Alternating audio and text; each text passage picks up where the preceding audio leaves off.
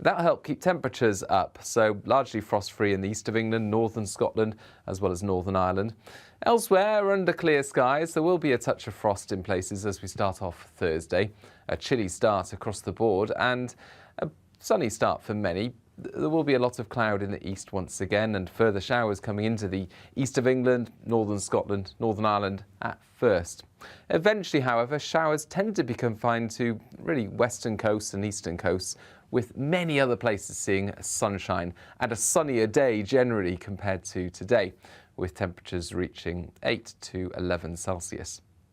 Overnight Thursday, we'll see clear skies, and that will lead to another frosty one, particularly in the south where temperatures could dip to -3 Celsius. Cloud and rain arrives into the north and northwest of Scotland, and there'll be some wet and windy weather this weekend across northern parts of the UK, particularly northern and western Scotland. Further south, it'll be drier and a little milder.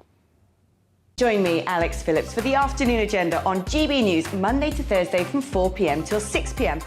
We don't lecture to you or try to tell you what to think. We do a deep delve into a topic with views from across the range of debate, therefore leaving you, the viewer, to make up your own mind. Join me, Alex Phillips, for the afternoon agenda on GB News, 4 till 6, Monday to Thursday.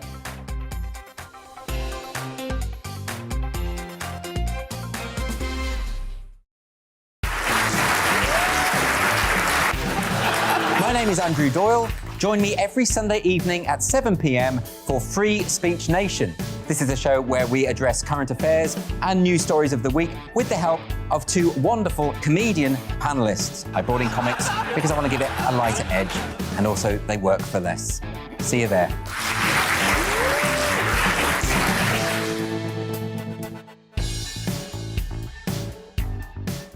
I'm Colin Brazier. I've reported from more than 70 countries around the world, covered wars from Afghanistan to Iraq, from Lebanon to the Balkans. I'm trying to bring that experience, that feel for events, to the studio. And something else, I'm ready to give an opinion. Today's stories with a spark. Brazier from 8 p.m. weekdays on GB News. Join us for Political Correction. We're here every Sunday to correct politics and put you, the people, back in charge. We talk about all areas of the United Kingdom, including Northern Ireland. Our debate goes way beyond the Westminster Village. It's about the real country. It's about your opinion. So please, we want you to tell us what you think. This is Political Correction. Every Sunday morning from 10 a.m. here on GB News.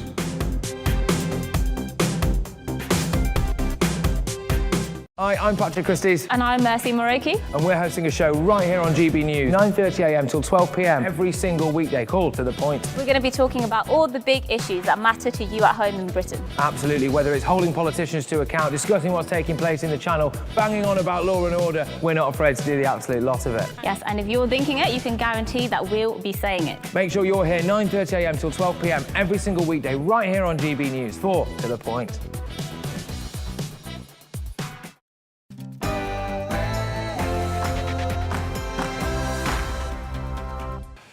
And welcome once again to On the Money. It's your daily weekday dose of economics, business and consumer news. I'm Liam Halligan, and for the next hour we'll be talking about COP26, but once again not as you know it. Because we'll be asking if the quest for net zero is in danger of killing the UK's massive travel and tourism industry, which employs almost a tenth of our workforce. But first, it's the GB News headlines with Rosie Wright.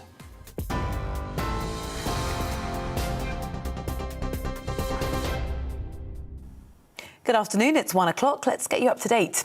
The Chancellor has told delegates at the COP26 Climate Summit that he plans to rewire the UK's financial system towards net zero. Rishi Sunak announced that financial institutions controlling 40% of global assets, amounting to roughly $130 trillion, would align themselves to the summit's goals. The Chancellor has given financial companies 2 years to come up with their measures for achieving it. Those plans will then be checked against standards set out by green industry leaders. Mr Sunak says the role these firms play will be vital to tackling climate change. 6 years ago, Paris set the ambition. Today, in Glasgow, we're providing the investment we need to deliver that ambition. Everyone, everywhere, having fresher water to drink, cleaner air to breathe, better insulated homes in which to live. That's the vision we're asking you to commit to. That's the opportunity we're asking you to invest in. And that's the work that we're asking you to begin today.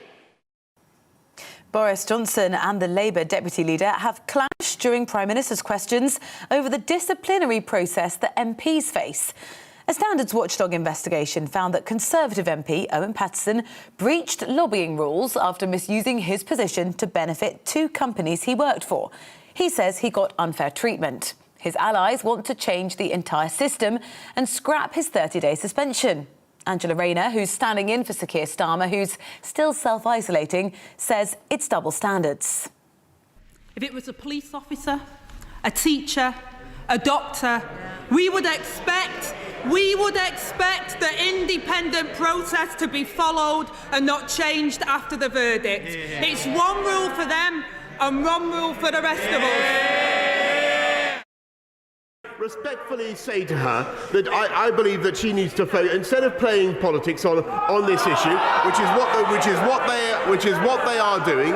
I think that she needs to consider the procedures of this House in a spirit of fairness, Mr. Speaker. And we on this side of the House, instead of playing politics, we are getting on with delivering on the people's priorities, Mr. Speaker. 40 more hospitals, 20,000 more police officers, wages up, growth up, and jobs up across this country. Those are our priorities. 4-year-old Cleo Smith has been found alive and well. She disappeared from a campsite in Western Australia more than 3 weeks ago. Australian police released the footage of the moment they found her.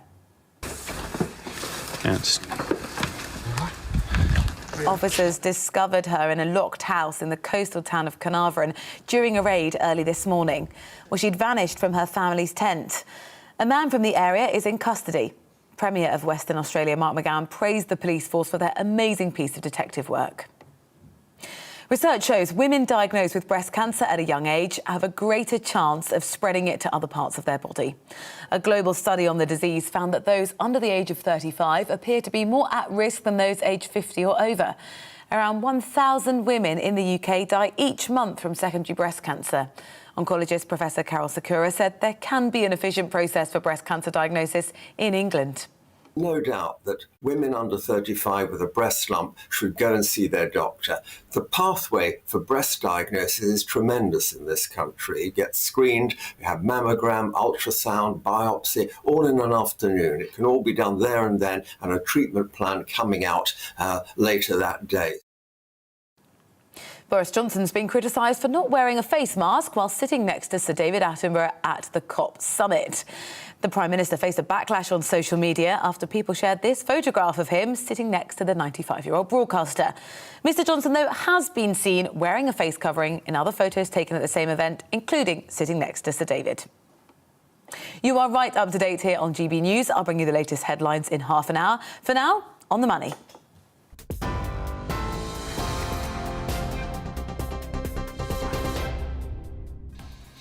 And this is On the Money today. On today's show, as the red list is banished to history, hopefully, and restrictions on transatlantic flights are lifted, we're discussing the UK travel industry. Having just survived lockdown, can travel and tourism survive the COP26 agenda? Also on the money today. Yes, it's Startup Britain, where we celebrate and highlight the new businesses our nation has to offer. Today we're talking to Dick Byrne, who left his city job to set up Devon Duvets, along with his wife Pauline.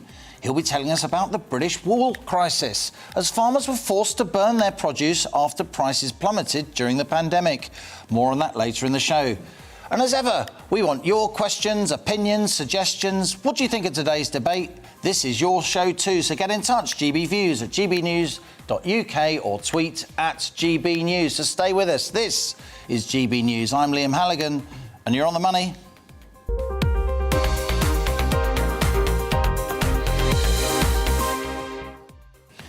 Now, the COP26 summitry continues. Today, they're talking about finance. Our government seems keen on channeling taxpayers' money to private energy companies to help achieve net zero carbon emissions by 2050.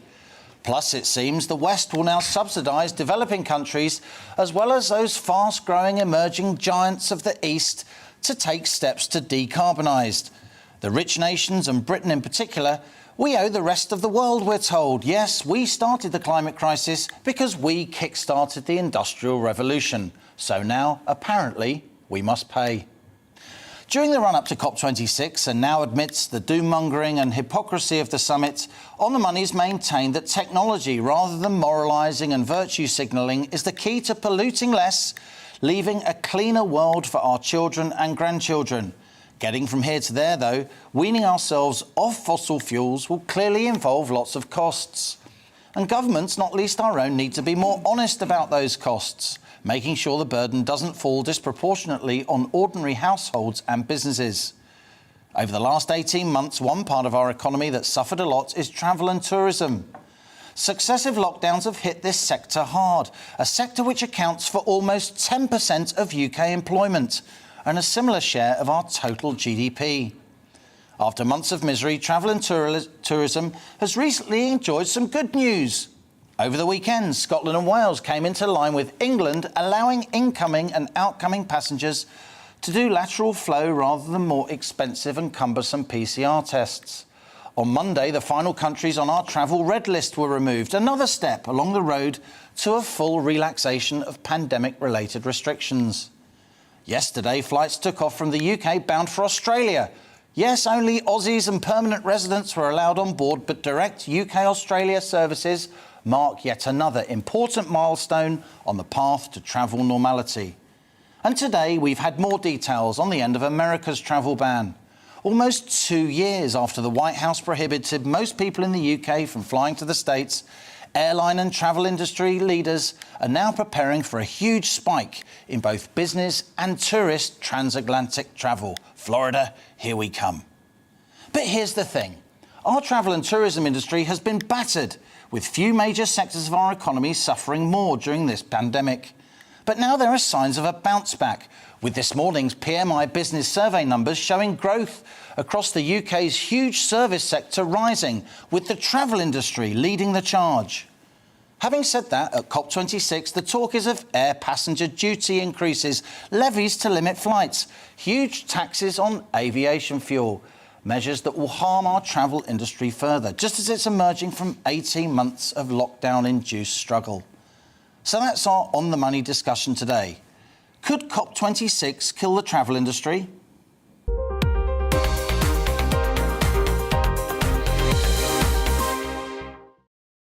As ever, On the Money, we have grown-up, in-depth discussions with people from a wide variety of views who really know their stuff. So joining me is Alistair Rowland, CEO of Blue Bay Travel, a chairman of ABTA, that's the Travel Association. We also have Paul Charles, CEO of the travel consultancy, the PC Agency. In the studio, I'm delighted to welcome a journalist I admire hugely, Simon Calder, the UK's doyen travel journalist. I don't mind admitting that. It's not me, at least not under this heading.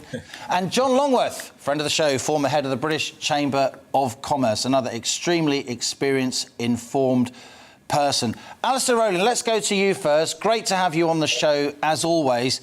I outlined there some of the really good news that the UK travel industry has had over the last 72 hours or so. You must be quite pleased. Yeah, we've been together a number of times, haven't we, Liam, in terms of the recovery in travel, and it's certainly happening now. We need to be cautious to make sure that everybody travels safely, but returning to the UK with a lateral flow test is good. The fact that finally government have got the list about right at about £20, that's good as well. What we don't want is any significant spikes in pricing going into 2022, which is very, very important now for kind of taxation, and particularly any kind of taxation coming out of COP26 that doesn't end up as investment in the areas that need that investment, you know, sustainable aviation particularly. Paul, let's turn to you. Like Alistair, you've often appeared on the show discussing this vital sector of our economy. Do you think now that the travel sector has really turned the corner? I mentioned those PMI numbers. They highlight the fact that travel and tourism is booming, at least compared to the previous month. It's certainly snapping back, there's no doubt about it, Liam, but it's coming from a very low base, of course. I'm here at the World Travel Market in London, which traditionally attracts tens of thousands of people, but this year, sadly, is much smaller than it would normally be. I think there's a tentative recovery going on. It's very encouraging. Forward bookings are looking stronger without doubt, but they are coming from such a low base. And I think we've got to get through this crucial winter period with policymakers still being cautious, especially in the UK, before we can say that there is true light and that we're at the end of the tunnel. The forward bookings from March, April next year are looking very strong. When you talk to many tourism ministers here at WTM and you talk to many tourism boards, they're certainly seeing very strong pickup and confidence as well as bookings for next year. But it's the next 6 months that are going to be vital. We can't see ministers going backwards and putting further restrictions in place again over the next 6 months, because that will do enormous damage to confidence. So I hope that we are through the worst. I think ministers generally are starting to align and hope that they won't be rolling back restrictions because they understand the impact on their economies. And I think we're going to see a much stronger growth period emerge in the first quarter of next year. But we've just got to get through the next 3 or 4 months and have some certainty. Simon Calder, travel journalist with The Independent. I broadly accept the COP26 agenda. I've been a bit deliberately provocative in my monologue there. You would accept, though, that the industry, the sector that really is your life's work, there are some threats here on the COP26 agenda. No, not really. Go on, then. Well, because very clearly what the government says in its many pronouncements about COP26 and what it actually does are so completely divergent that the travel industry really doesn't need to worry. So in the budget just a week ago, we had the Chancellor saying, we want people to switch from rail to air. I'm going to cut air passenger duty. I'm going to halve it from 2023, and that will make it more worthwhile for people travelling between England and Scotland. Wasn't that only on smaller flights, so domestic flights? No. It was on domestic flights, Yeah. but I had a look. The top 12 are all to and from London. You know, it was all about sort of, let's connect to the union. But in fact, it's just a tax cut which will benefit mainly business people shuttling between Heathrow and Edinburgh. And on the subject of Heathrow, by the way, we had in Prime Minister's questions the Prime Minister saying, well, it looks as though the third runway's gone. It's easy for him to say that because he obviously has opposed it. He said famously he would lie down in front of the bulldozers. Then he seemed to retract that. You might remember anybody remember Theresa May's government? He was Foreign Secretary and they had a big vote where every Tory was supposed to vote for Heathrow expansion. He extraordinarily was away in Afghanistan that day. I can't imagine why. So your general line is travel business doesn't need to worry because the government hasn't got the guts to do anything. And in any event, travel is going to look pathetic in terms of its carbon emissions because the government's made such an extraordinary job of destroying what previously was absolutely the world's best aviation industry. I mean, even Ryanair, which is by far the most aggressive airline, is saying that its passenger carryings in the past 6 months down 55%. Wow. So they can't even get to halfway. Planes aren't filling up. And so no, it'll all go off the agenda. The government can say whatever it likes, but it's not what it says, it's what it does. And what it's doing is trying to encourage people to fly more. Travel industry, as Simon Calder said, it's not by any means back to where it was, is it? But Paul Charles says there is a big spike. Do you see dangers for this big part of the economy from the COP26 agenda? I think COP26 has dangers for all parts of the economy. You know, I remember travelling a few years ago on the bullet train from Beijing to Shanghai, and every half an hour, there was a 9.5-hour journey at 300 kilometres an hour, but every half an hour there was a new city being built, an airport and a coal-fired power station. And we've got to get real in relation to COP26. The fact of the matter is China's charging ahead, not only producing carbon, but they're going to outstrip us economically and industrially. And actually, we are allowing ourselves to become, in a sense, subjugated to this economy. we've got to get real on Heathrow. You know, it's taken us years to decide on one extra runway. And they're building airports. They were building 30 airports in the last decade in China. So the whole COP26 thing is anti-economic growth. And we've got to find a way through that. Now, the Independent Business Network, which I chair, has been working on a report, a study on how to get there, as you were saying, using technology rather than actually moralising. And one of the things we're saying is we should frack to provide a bridge to the point at which we go to net zero. So you use fossil fuels as a bridge to net zero? And gas is the least problematic of the fossil fuels, very probably. At that point where we get to net zero, what we need to have done at that point is to actually have conversion of wind power into hydrogen, because we can then store that wind power when it's not blowing, and furthermore, develop nuclear. Because if we develop nuclear, we'll have a reliable energy source, which in the longer term is cheaper than any of the energy sources. We had exactly that discussion on The Money yesterday. Viewers can catch up with that on the GB News app. Let's go back to you, Alistair. Simon Calder rightly pointed out what Boris Johnson said at Prime Minister's Questions just in the last hour or so. He seemed to pour cold water on the idea that the Heathrow third runway would happen any time soon. How does that make you feel as a travel boss? Yeah, it's difficult, isn't it? It's been overdue and very much needed for a long time. But you know, government have made our wonderful tourism business. You know, pointing to Paul's comment, have made it so difficult for us for the last couple of years, haven't they? And just an example of that is this APD payment, and you know, that's got an income for government to Treasury of just under £4 billion. But none of it is being used to support research for, new fuel, new aviation, electric technology, where in other industries it absolutely is. So we do need to get real. We do need to increase our capacity and work towards net zero at the same time. But certainly, if anything's been pointed to an environmental piece of taxation, it should be exactly that. And certainly from ABTA's point of view, we want to call that out because that's really significant. But we've got to grow with the rest of the world. Of course we have. Paul, the Prime Minister's view on the third runway seems to swing around in the wind. Maybe this remark at PMQs is designed to appeal to delegates up in Glasgow at COP26. But shouldn't we be expanding our air travel capacity with regional airports? Heathrow's in the middle of a suburb. It's a terrible place to build an airport, let alone to expand it. It's a very good question, because when you look at other countries around the world, they are all starting to beef up regionalisation.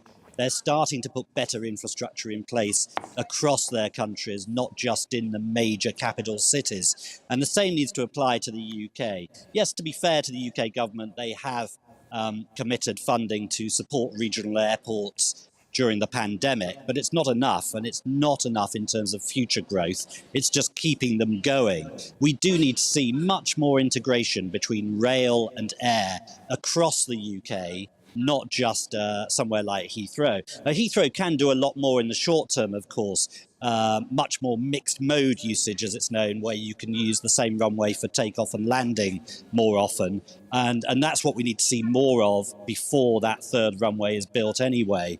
But I think, and again, you can see it here, when you look at other countries, they talk in a much more positive way about their travel industry, their transport growth, their sustainability policies. We don't seem to have that commitment, that passion all the time from every government minister. It's sort of mealy-mouthed in terms of the approach towards a sector which is the backbone of British industry. It employs 1 in 10 people in this country, travel and tourism. So the government's got to step up much more and commit and show that this sector has substantial growth ahead of it. Otherwise, we won't attract future talent, we won't attract the best and the brightest into it, and other sectors will win out instead. You're watching On the Money with me, Liam Halligan. We're going to carry on this discussion after the break. I know Simon Calder, Doyen travel correspondent, wants to come in. We've got Alistair Rowland, the chairman of ABTA. You just heard there from Paul Charles, the travel consultant, and of course John Longworth, also in the studio, the former head of the British Chamber of Commerce. As ever on The Money, in-depth discussions with people who really know their stuff. So stay with us. You're On the Money. Hello again. A bright day for many, although not entirely sunny everywhere, and there will be further showers in places. Along with a brisk north wind, it will feel cold at times. That wind you can see coming around the low pressure, which is still to the northeast of the UK, and these blues sinking south. So it is cold out there. I think Wednesday will be the coldest day of the week. And in many places, actually, a lot of cloud has arrived because the winds have switched so that they're now pulling cloud and showers in from the North Seas, northern and eastern Scotland, parts of eastern England seeing showers, and a large amount of cloud affecting central southern England. Brighter skies further west with some sunshine, but further showers for West Wales, Cornwall, West Scotland, Northern Ireland, and temperatures struggling under the cloud, 8 or 9 Celsius, where we get some sunshine, 10 or 11 degrees, a little below average for the time of year. The showers continue in the east overnight, with further cloud coming in from the North Sea. That'll help keep temperatures up, so largely frost-free in the east of England, northern Scotland, as well as Northern Ireland. Elsewhere, under clear skies, there will be a touch of frost in places as we start off Thursday. A chilly start across the board and a sunny start for many. There will be a lot of cloud in the east once again, and further showers coming into the east of England, northern Scotland, Northern Ireland at first. Eventually, however, showers tend to be confined to really western coasts and eastern coasts, with many other places seeing sunshine and a sunnier day generally compared to today, with temperatures reaching 8 to 11 Celsius. Overnight Thursday, we'll see clear skies, and that will lead to another frosty one, particularly in the south, where temperatures could dip to -3 Celsius. Cloud and rain arrives into the north and northwest of Scotland, and there'll be some wet and windy weather this weekend across northern parts of the UK, particularly northern and western Scotland. Further south, it'll be drier and a little milder.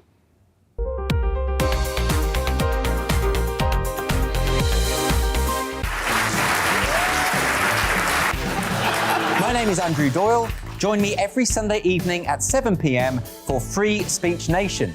This is a show where we address current affairs and news stories of the week with the help of 2 wonderful comedian panellists. I brought in comics because I want to give it a lighter edge, and also they work for less. See you there.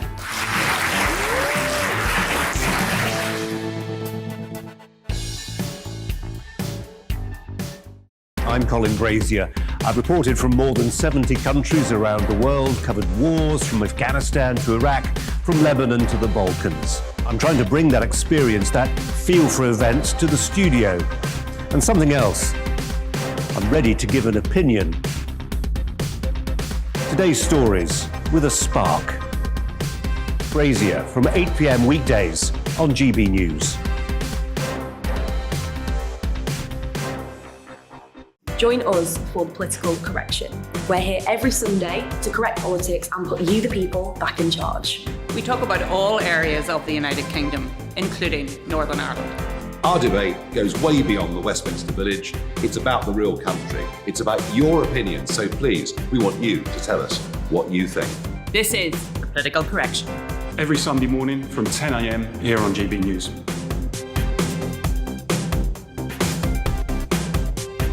Hi, I'm Patrick Christie's. And I'm Mercy Moroki. And we're hosting a show right here on GB News, 9:30 a.m. till 12 p.m. every single weekday. Call to the point. We're going to be talking about all the big issues that matter to you at home in Britain. Absolutely, whether it's holding politicians to account, discussing what's taking place in the Channel, banging on about law and order, we're not afraid to do the absolute lot of it. Yes, and if you're thinking it, you can guarantee that we'll be saying it. Make sure you're here 9:30 a.m. till 12 p.m. every single weekday right here on GB News for To The Point.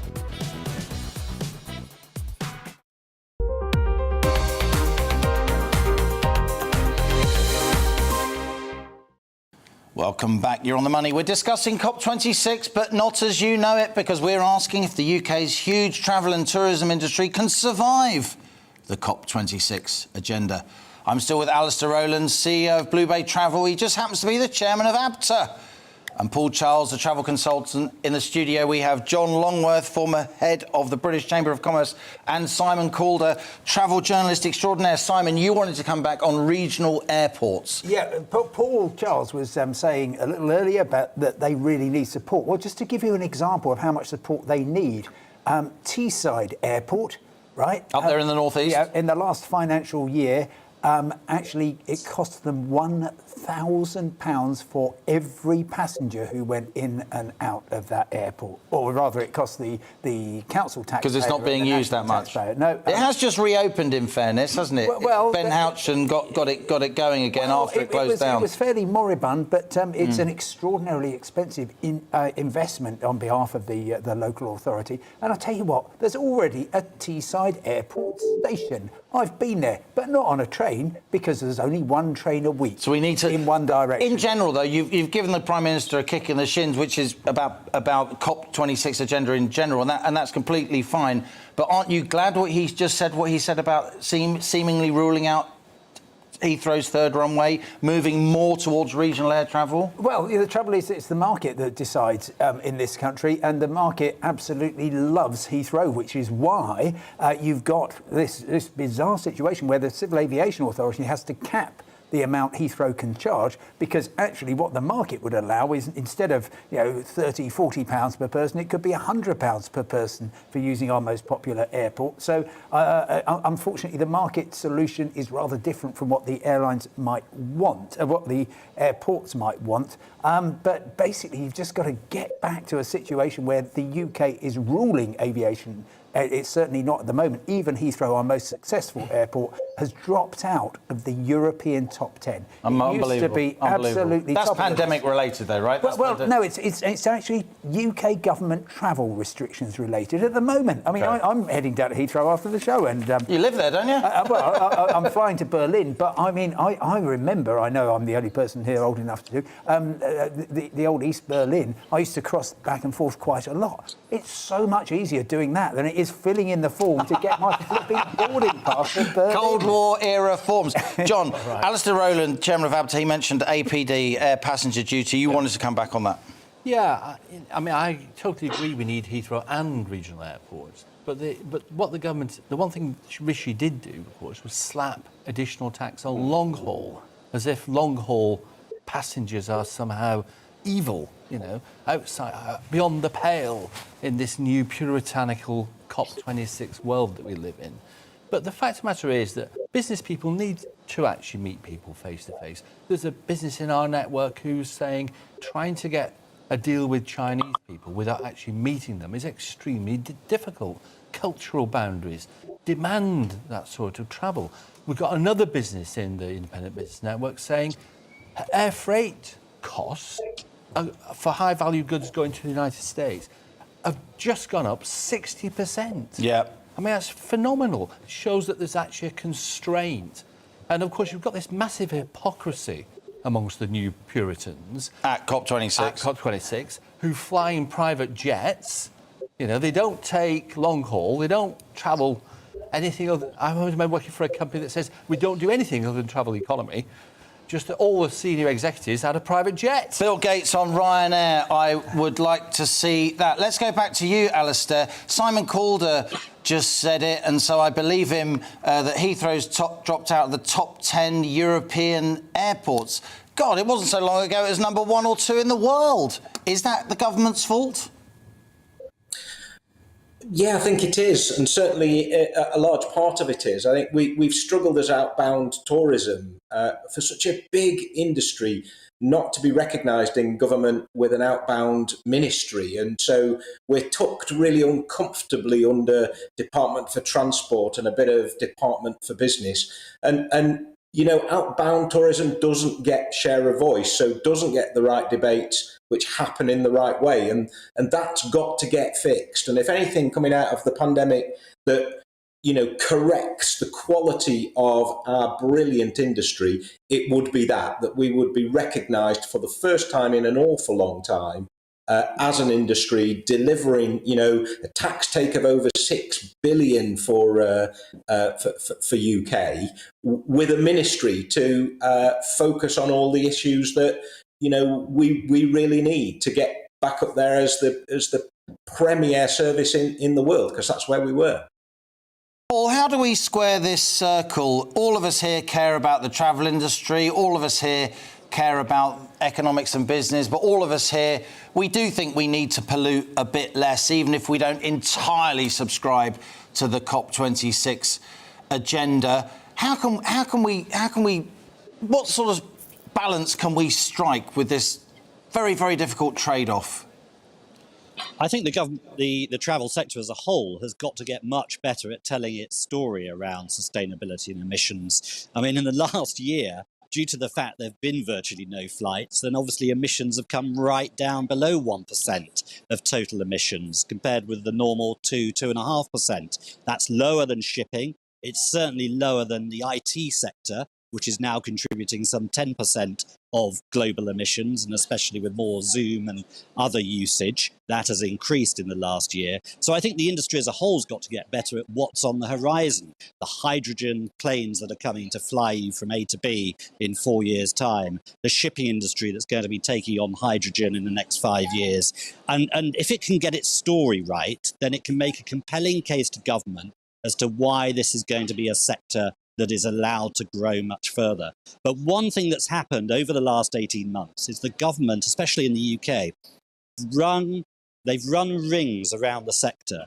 Because different government departments have put in complex measures and restrictions, they've split the sector. They haven't enabled the sector to combine to lobby government effectively to get those restrictions changed. And I think one thing the industry has got to learn is to lobby government much more cohesively and effectively to prevent these sorts of restrictions coming in future, which are going to put off people from booking and damage consumer confidence. That's got to be rebuilt. So there can be a happy medium between the future in terms of emissions, in terms of how sustainable the sector is, but equally we've got to be better at convincing government why this industry is changing for the better and reducing emissions over the next 10 years.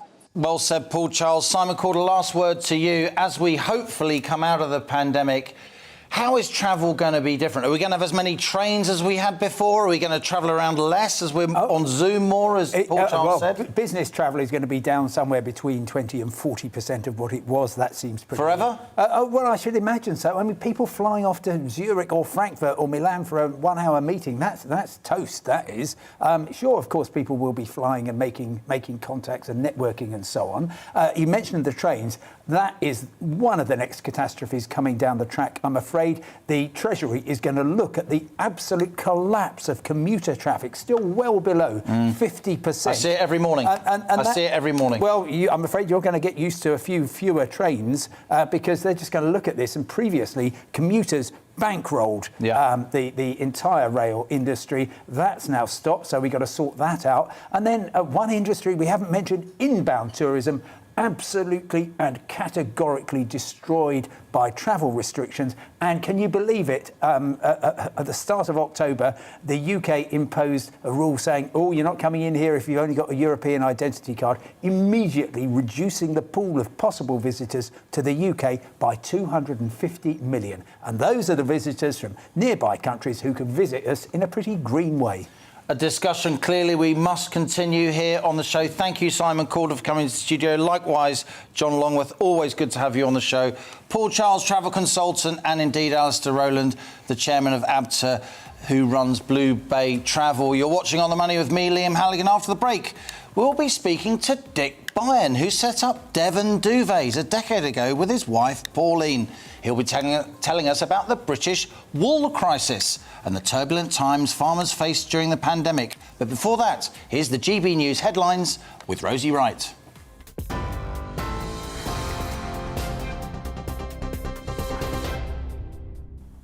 Good afternoon. Let's get you up to date. The Chancellor has told delegates at the COP26 Climate Summit that he plans to rewire the UK's financial system towards net zero. The Chancellor has given financial companies 2 years to come up with their measures for achieving it. Those plans will then be checked against standards set out by green industry leaders. Boris Johnson and Labour's deputy leader have clashed during Prime Minister's questions over the disciplinary process that MPs face. A Standards Watchdog investigation found that and Conservative MP Owen Paterson breached lobbying rules after misusing his position to benefit two companies he worked for. He says he got unfair treatment. His allies want to change the entire system and scrap his 30-day suspension. Research shows women diagnosed with breast cancer at a young age have a greater chance of spreading it to other parts of the body. A global study on the disease found that those under the age of 35 appear to be more at risk than those aged 50 or over. Around 1,000 women in the UK die each month from secondary breast cancer. 4-year-old Cleo Smith has been found alive and well. She disappeared from a campsite in Western Australia more than 3 weeks ago. Australian police released this footage of the moment they found her. Officers discovered her in a locked house in the coastal town of Carnarvon during a raid this morning. She'd vanished from her family's tent while on holiday. A man from the area is in custody. You are up to date here on GB News. I'll have more on all of our top stories in an hour.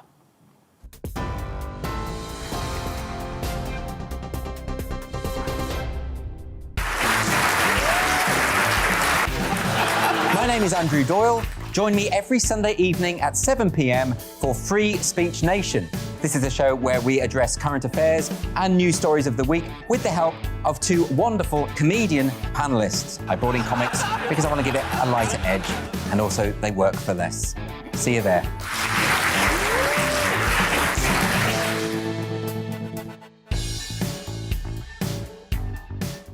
I'm Colin Brazier. I've reported from more than 70 countries around the world, covered wars from Afghanistan to Iraq, from Lebanon to the Balkans. I'm trying to bring that experience, that feel for events, to the studio. And something else. I'm ready to give an opinion. Today's stories with a spark. Brazier from 8 p.m. weekdays on GB News. Join us for Political Correction. We're here every Sunday to correct politics and put you, the people, back in charge. We talk about all areas of the United Kingdom, including Northern Ireland. Our debate goes way beyond the Westminster Village. It's about the real country. It's about your opinion. So please, we want you to tell us what you think. This is Political Correction. Every Sunday morning from 10 a.m. here on GB News.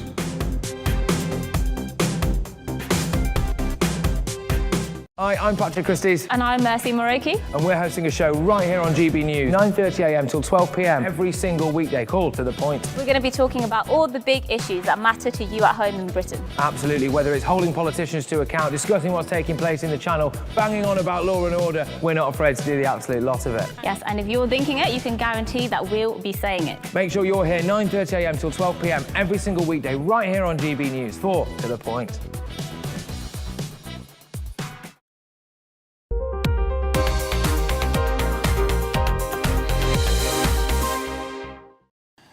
Welcome back. You're on the money with me, Liam Halligan. Lots of you getting in touch with your thoughts on COP26 and the travel industry. Francis says, we have to stop travelling so much. End of. It's pretty simple. Tony emailed us, COP26 will never harm the travel industry as too many celebrities, sports people, politicians and the elite all travel the world. We wouldn't want them to change their lifestyle. Only the working class and the poor have to change. And Claire says, what a fantastic panel of experts today. Thank you, Claire. I'm loving the show. I just can't believe I voted for this awful Green Party government. All of your panel should be in government. I'm off to Australia in December to see my family, who I've not seen for over 2 years. I can't wait to fly again. Keep your emails coming in and tell me what you want to be discussed here on The Money. It's your show too. Now, we're a nation of entrepreneurs here in Britain, of course, as data from Her Majesty's Revenue and Customs shows. In March 2021, more new businesses were created than in any month since records began in 1989. And that's why we have a regular On The Money feature showcasing some of this country's most unique and successful startups. We asked just how they did it. Yes, you lucky people, it's time for Startup Britain. Today on Startup Britain, we're looking at the successful business started by husband and wife team Dick and Pauline Byrne. In 2008, the couple decided they needed a change of lifestyle and left their busy international careers for a small holding on Dartmoor. They spent years working with local sheep farmers to create their range of 100% British wool bedding. And in 2010, Devon Duvets was born. To this day, all their wool products are handcrafted and supplied by local farmers in Devon and the southwest. And I'm delighted that Dick Bairn joins us in the studio now. Dick, I can tell you live in Devon because you look so healthy. Do I? You certainly do. Now, you came to this country originally from the Netherlands. That's correct. We're delighted you're here. You had a career in finance and so on, but then you and Pauline decided you needed to change your lifestyle by getting into farming and wool products. God, your ritzy, city-based friends must have thought you were both mad. Yeah, maybe. Now, the reason is, I think Pauline and I were in our early 40s, and unfortunately I got ill, a form of arthritis, and went through my whole body. And you can say the lifestyle I led was not healthy for me. So there came a clear advice from my specialist to say, you have to change your life. And I have to have a more active life. And you come sometimes, and a lot of people will have that, they come at crossroads. Which way do I go? Sorry, what's the name of that lovely dog that we're seeing there? Who's that? Ash. Ash, lovely. Yeah, our mascot. Indeed. Yeah. So what made you want to get into why the West Country? Why wool? Why farming? Why knitwear? No, it was Pauline, my wife. She's originally English, and living in Holland, our home language was English. The children were going to an English-speaking school. So for us to say, okay, the change of life, and I owned half of a business together with my father, investment in property development. And I discussed with him, okay, will you take it all over? We'll step out and we'll have a change of life. And Pauline and I said we have to have a more authentic life and a more sustainable life. And of course, Pauline being English, and we've traveled through the southwest before, and we said Devon is a beautiful county to live. Also for the children. Weather's not bad down there for England, is it? No, average not. We call it the English Riviera down there. Yeah, it is lovely. I can recommend it. Yeah. So it was a big change of life, partly induced by your unfortunate illness, and it's great to see you looking so well now. But it's so different from what you were doing before. There must have been some sort of romance involved, but it's turned into quite a successful business, right? Yes, and of course we had some luck coming our way. We first said, okay, we start a small holding, have an own vegetable garden, live from your own land, and live a healthy lifestyle. And also for the children growing up, instead of a hectic business life. Yeah. And I think a lot of people want that. We made that step, and you can say it is a big adventure because you don't know where you end up to. And it was in 2008 at the end that we were approached by Channel 4 for a program what was called My Dream Farm with Monty Don. Yeah. We already had the ideas talking to British farmers and about the wool, and shearing a sheep cost more than what they got for the wool. And Pauline and I already had the idea to say, okay, we have to do and look something to support British farm.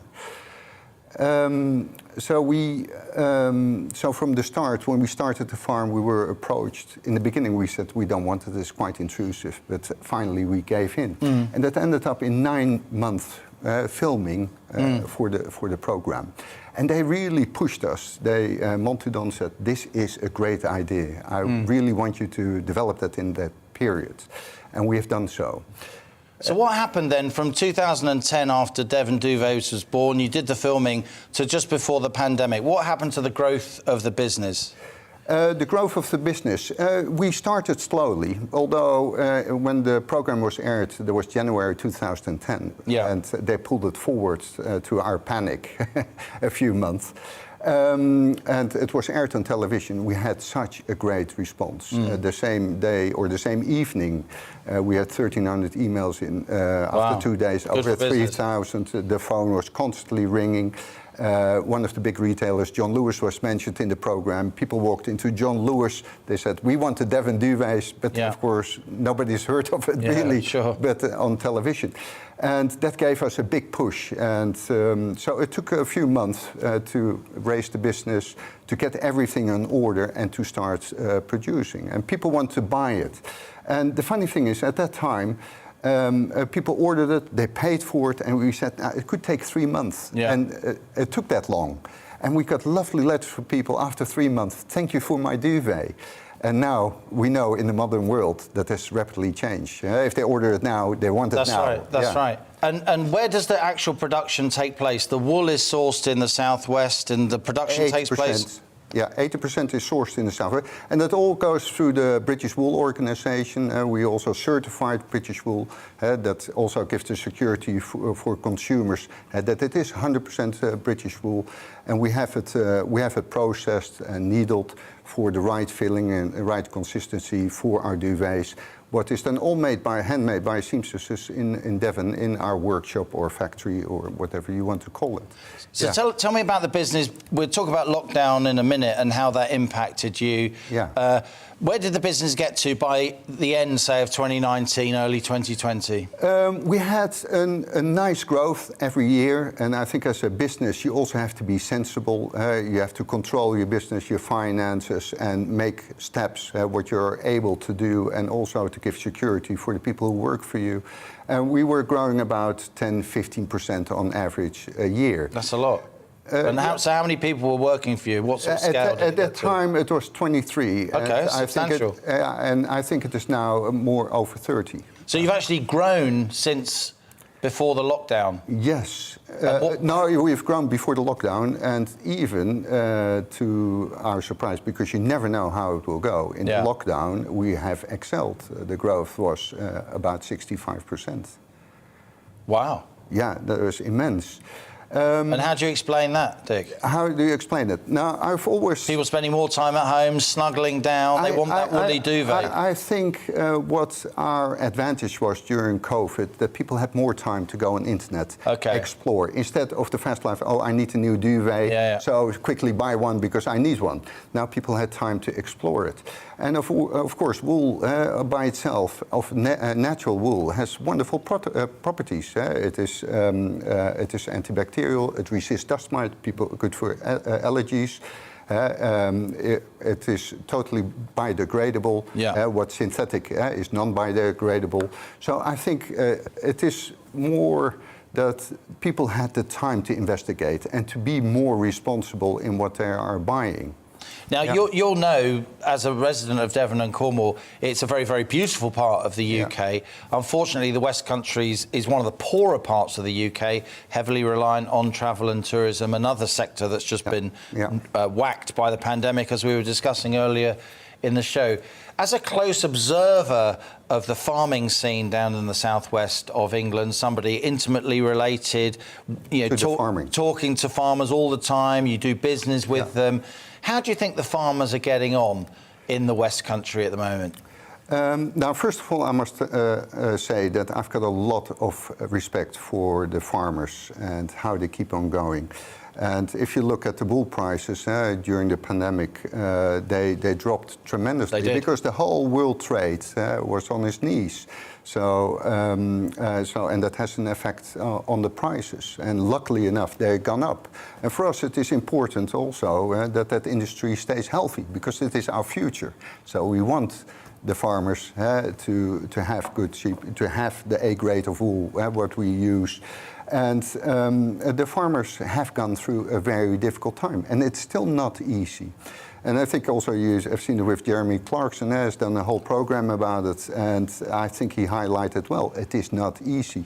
It's not an easy way of life. 7 days a week, and sometimes 24 hours in a day. So a lot of respect. And yeah, I think for the British public to be conscious to what they buy and support that British farming industry, I think is very key. Now, like many Dutch people, you clearly love the UK. There's amazing close relations between our country. There always has been, except when we play football, of course, because you're generally better than we are. No, you haven't won the World Cup, though. You've never won the World Cup. You've never won the World Cup.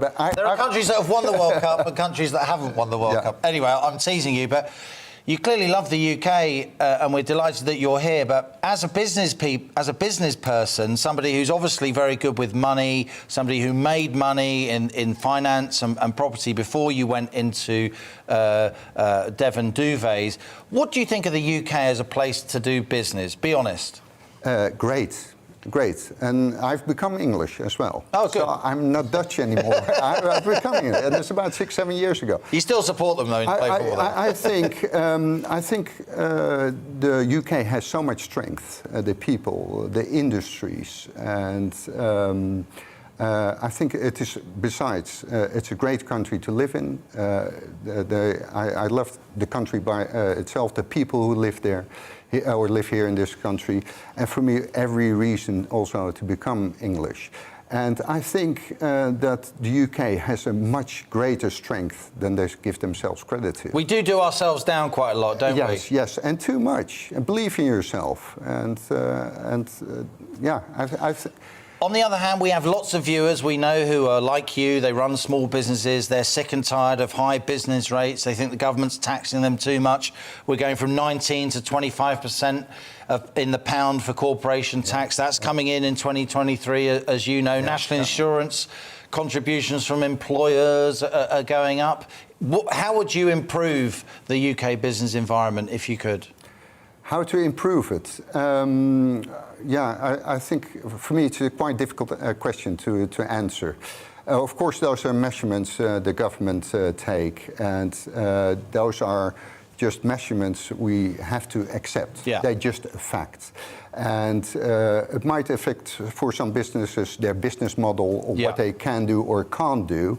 And I'm more a person, don't cry about it, it's just how it is. Look at your business model and try to make a good success of it. So clearly Devon Duvets is doing well. You're employing 25 people or so. You've got through the lockdown. You actually expanded your business during the lockdown by 60% or so. What's the future for Devon Duvets? How big do you think it can get? Or are you and Pauline, I know you're very much a double act and she's watching this interview closely. Is it enough to be at the scale you are? Is there a danger about getting too big? You might lose control. It might become too much of a headache.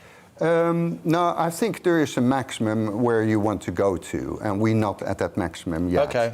And I can say Pauline and I are proud that both our children, Jake and Anna, have stepped into the business. And also, it is nice to have a future generation growing up into the business.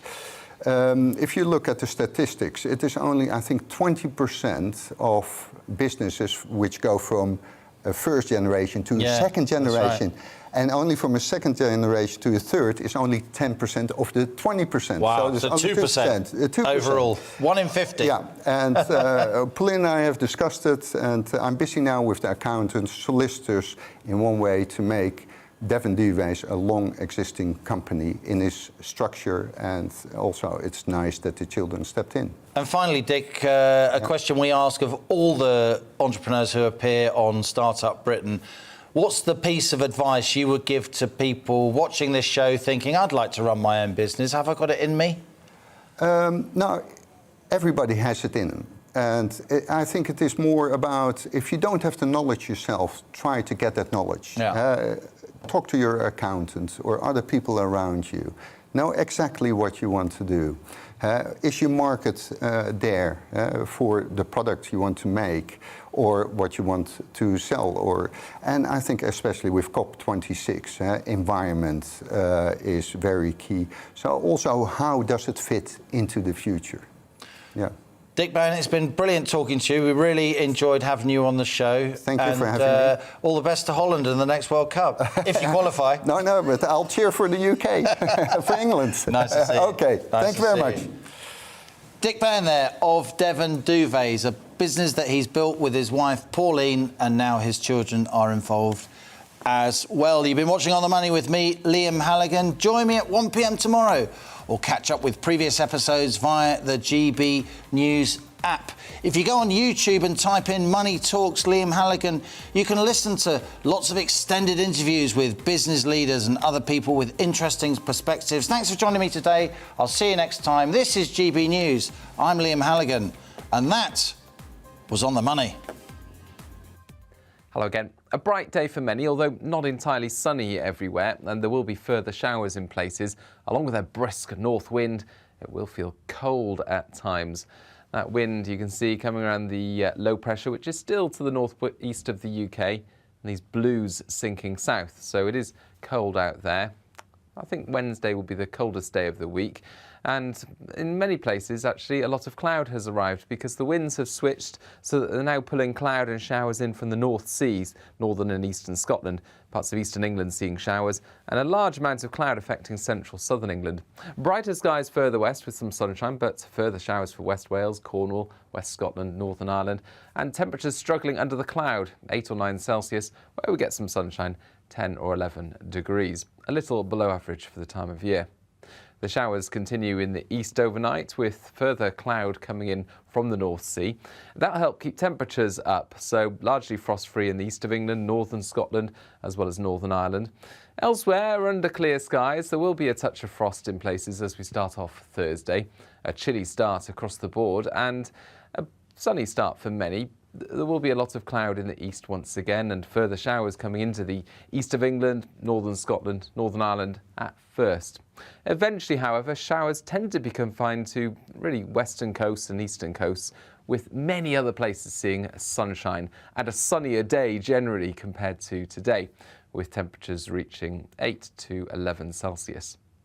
Overnight Thursday, we'll see clear skies, and that will lead to another frosty one, particularly in the south where temperatures could dip to -3 Celsius. Cloud and rain arrives into the north and northwest of Scotland, and there'll be some wet and windy weather this weekend across northern parts of the UK, particularly northern and western Scotland. Further south it'll be drier and a little milder.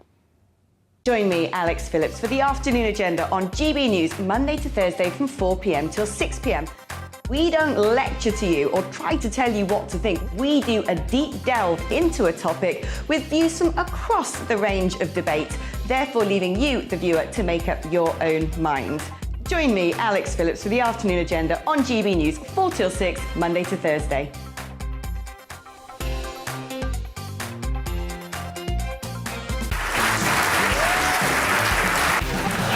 My name is Andrew Doyle. Join me every Sunday evening at 7 p.m. for Free Speech Nation. This is a show where we address current affairs and news stories of the week with the help of two wonderful comedian panelists. I brought in comics because I want to